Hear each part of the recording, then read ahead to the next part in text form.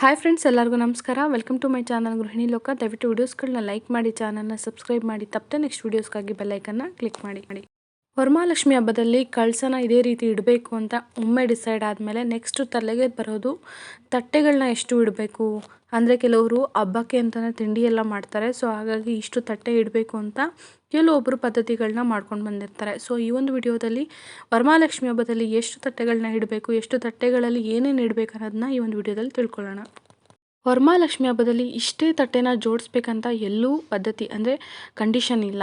But ನಿಮಗೆ ನಿಮ್ಮ ಶಕ್ತಿ ಅನುಸಾರ ನಿಮ್ಮ ಮನೆಯಲ್ಲಿ ಯಾವ ಮಟ್ಟಿಗೆ ಅನುಕೂಲ ಇದೆ ಆ ಮಟ್ಟಿಗೆ ತಟ್ಟೆಗಳನ್ನ ಜೋಡಿಸ್ಬೋದು. ಕೆಲವರು 5 ತಟ್ಟೆ ಜೋಡಿಸ್ತಾರೆ, 9 ತಟ್ಟೆ ಜೋಡಿಸ್ತಾರೆ, 12 ತಟ್ಟೆ ಜೋಡಿಸ್ತಾರೆ. ಅಂದರೆ ಬಗೆಯಾದ ಒಂದು ಸಿಹಿ ತಿಂಡಿಗಳನ್ನ ಮಾಡಿಟ್ಕೊಂಡಿರ್ತಾರೆ. ಅಂದರೆ ಕರ್ಜಿಕಾಯಿ ಅಂತೆ, ಚಿರೋಟಿ ಅಂತೆ, ಮತ್ತು ರವೆ ಉಂಡೆ ಅಥವಾ ಡ್ರೈ ಫ್ರೂಟ್ಸ್ದು ತಿಂಡಿಗಳು ಈ ರೀತಿ ಮಾಡಿಕೊಂಡು ಕೆಲವರು ಒಂದಿಷ್ಟು 12 ತಟ್ಟೆಗಳು ಅಂತ ಜೋಡಿಸ್ತಾರೆ.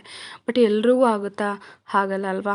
ಇನ್ನು ಎಷ್ಟೋ ಜನ ಆಲ್ರೆಡಿ ಕಮೆಂಟಲ್ಲಿ ಹಾಕ್ತಾ ಇದ್ದಾರೆ, ಮೇಡಮ್ ಆರ್ಟಿಫಿಷಿಯಲ್ ಜ್ಯುವೆಲ್ರಿನೂ ಹಾಕಬೇಡಿ ಅಂತಾರಲ್ಲ, ನಮ್ಮ ಮನೇಲಿ ಚಿನ್ನದ ಒಡವೆ ಎಲ್ಲ ಏನು ಮಾಡಬೇಕು ಅಂತ.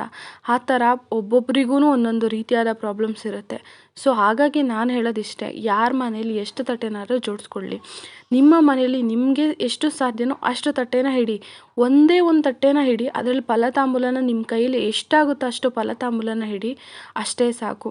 ತಾಯಿಗೆ ಇಂಪಾರ್ಟೆಂಟಾಗಿ ಇಡುವಂಥದ್ದು ಒಂದು ಮಡಲಕ್ಕಿ ತಟ್ಟೆ, ಇನ್ನೊಂದು ಒಂದು ಸ್ವಲ್ಪ ಆದರೂ ಫಲತಾಂಬೂಲ ಇಡಬೇಕು ಅಂತಾರೆ. ಫಲತಾಂಬೂಲ ಅಂತಂದರೆ ಒಂದು ತಟ್ಟೆಯಲ್ಲಿ ಒಂದು 5 ಥರ ಹಣ್ಣು ಅಥವಾ 9 ಥರ ಹಣ್ಣನ್ನು ಇಟ್ಬಿಟ್ಟು ಅದ್ರ ಮೇಲೆ 1-2 ಎಲೆ, ಅಡಿಕೆ ಮತ್ತು ಒಂದು ರೂಪಾಯಿ ಕಾಯಿನ್ ಆದರೂ ದಕ್ಷಿಣೆಯಾಗಿ ಇಡಿ, ಅದನ್ನೇ ಫಲತಾಂಬೂಲ ಅಂತಾರೆ. ಅಷ್ಟು ಬಿಟ್ಟರೆ ಬೇರೆ ಏನೂ ಇಲ್ಲ. ಇನ್ನು ಒಂದು ಸಿಂಪಲ್ಲಾಗಿ ಮಡಲಕ್ಕಿನ ಇಡ್ಬೋದು. ಒಂದಿಷ್ಟು ಅಕ್ಕಿ, ಅದನ್ನು ಯಾವ ಥರ ಇಡಬೇಕು ಅಂತ ನಾನು ಒಂದು ವಿಡಿಯೋ ಮಾಡಿದ್ದೀನಿ. ಸಿಂಪಲ್ಲಾಗಿ ಒಂದಿಷ್ಟು ನಿಮ್ಮ ಕೈಲಿ ಎಷ್ಟಾಗುತ್ತೋ ಅಷ್ಟು.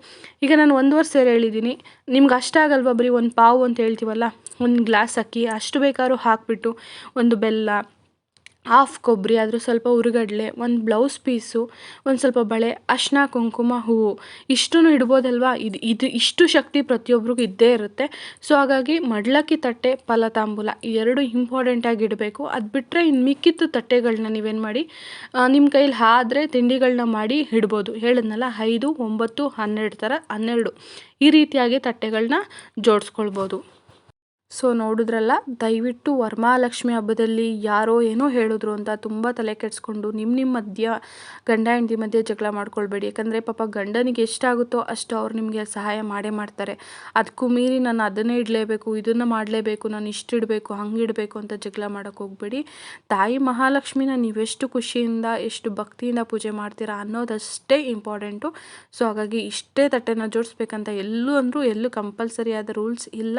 ಸೊ ನಿಮ್ಮ ಶಕ್ತಿಯ ಅನುಸಾರ ತಾಯಿ ಮುಂದೆ ನಿಮ್ಮ ಕೈಲಿ ಆದಷ್ಟು ಒಂದು ತಟ್ಟೆಗಳನ್ನ ಜೋಡಿಸಿ, ಅಥವಾ ಇವೆರಡು ತಟ್ಟೆನ ಕಂಪಲ್ಸರಿಯಾಗಿಡಿ. ಅಷ್ಟು ಬಿಟ್ಟು ಏನು ಭಯ ಬೇಡ.